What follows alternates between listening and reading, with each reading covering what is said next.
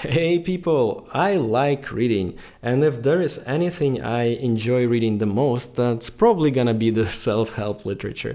And recently I had the courage to read the book, The Courage to Be Disliked.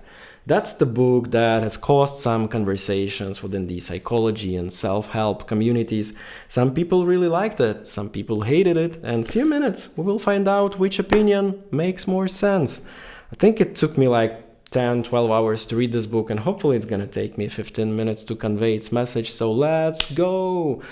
This book is cool. This is what I have to say straight away from the beginning, because it's written in the format of a dialogue, and man, I forgot how cool is that, because the last time I read a book which was in form of a dialogue probably was within my university days when I was reading some Greek philosophers, and it's such a cool format because you can instantly relate to participants of the conversation, and you can instantly find yourself either on this or that side, and it just feels like you're participating in this conversation, and that's awesome.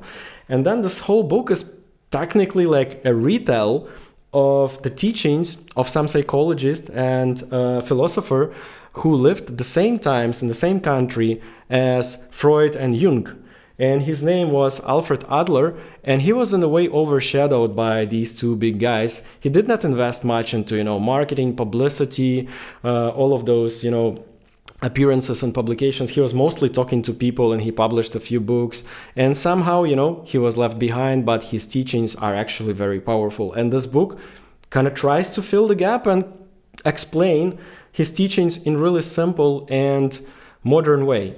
And I think the book does a great job doing that. Anyways, it's a dialogue between the philosopher and the student, and they have been talking about the teachings of Adler. And throughout the whole book, we can observe, how the student has been changing, how perception changes, and that's really nice transformation because you can kind of follow this transformation through this book together with the student. And the book kind of straight away draws the line between teachings of Freud and teachings of Adler. It kind of says like, hey, according to Freud, what we feel, how we perceive the reality, how we treat certain situations is caused by the trauma that we have got throughout our life, mostly in the childhood, but maybe later on in the life. When Adler's point of view is like, hey, yes, it's caused by events, and but at the same time, the most important thing is not the fact that something happened to us, but what is the meaning that we attached to this event. And he's saying like the way we see the world and the way we see ourselves, he defines it as a lifestyle. I guess in the modern world, it's also known as framing or the worldview. And what he's saying is like, hey, you can change your lifestyle. You can change how you see the world, and you can change how you treat yourself and others. It's perfectly doable, and this book is about that. It kind of tells the story how to achieve that. And what's my honest review on this? First of all, the format and the way it was written is awesome. It's so simple to read it. I really enjoy it. Like, it's big +5 for that. Like, awesome. Then what I also really enjoyed about this book is that the majority of this self-help literature that I read, and I read a lot, is more about self-exploration. It's more about looking inside yourself, analyzing, finding patterns, opening up, accepting, exploring, and stuff like that. But this book is more about interpersonal relationships, and this was extremely valuable for me. I really learned a lot about this book. Then the insights from this book are aligned really well with the teachings and spiritual schools that I accepted for myself.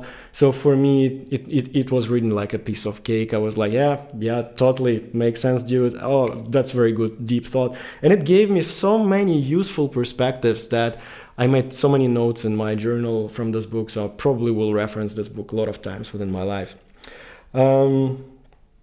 I also feel like this book can be truly life-changing for people. If this resonates well with the language, if this resonates well with your worldview, this can be the book that will shift your perspective. And this can be the book that will actually change the world for you. Because one of the messages that this book conveys is like, when we change, the world changes. Because when we change, we shift our lifestyle, we change our framing, and because we now see the world differently, it has changed for us.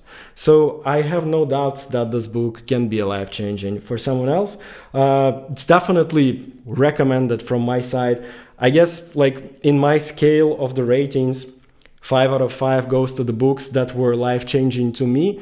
And apparently I did have already a few books that I consider to be life-changing. So for me, it's kind of hard to put 5 out of 5 to this book just because the spot is already taken. There could not be more teachings there than I already have.